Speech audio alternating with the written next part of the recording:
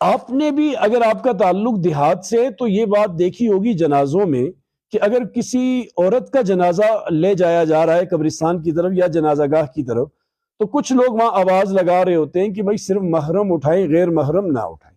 یا آپ کی جو بیٹھک ہوتی ہے جہاں بیٹھ کر لوگ دعا اور تعزیت کر رہے ہوتے ہیں وہاں بھی یہ مسئلہ کچھ بزرگ اٹھا کر بیٹھے ہوتے ہیں کہ عورت غیر محرم اس کا جنازہ نہیں اٹھا سکتے، یہ جائز نہیں ہے. عزیزان محترم، دو الگ چیزیں ہیں، ایک ہے جنازہ اٹھانا اور دوسرا ہے قبر میں اتارنا. انہوں نے قبر میں اتارنے کے مسئلے کو کے اوپر قیاس کیا ہے اس کے جنازے کی چارپائی اٹھانے کو بھی. یہ دو الگ الگ چیزیں ہیں.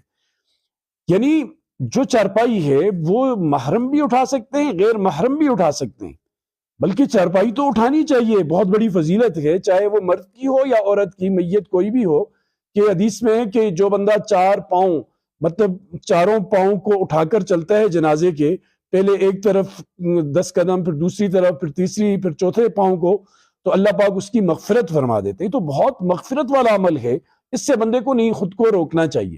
رہی بات قبرستان میں اتارنے کی، وہاں صرف محرم اتاریں گے، غیر محرم وہاں نہیں اتار سکتے، کیونکہ وہاں براہ راست جسم کو ہاتھ لگ رہا ہوتا ہے اور چارپائی میں براہ راست جسم کو ہاتھ نہیں لگ رہا. لہٰذا اتارنے کا حکم الگ ہے اور میت کی چارپائی کو اٹھا کر لے جانے کا حکم الگ ہے. اللہ پاک ہمیں سمجھ کی اور عمل کی توفیق نصیب فرمائے.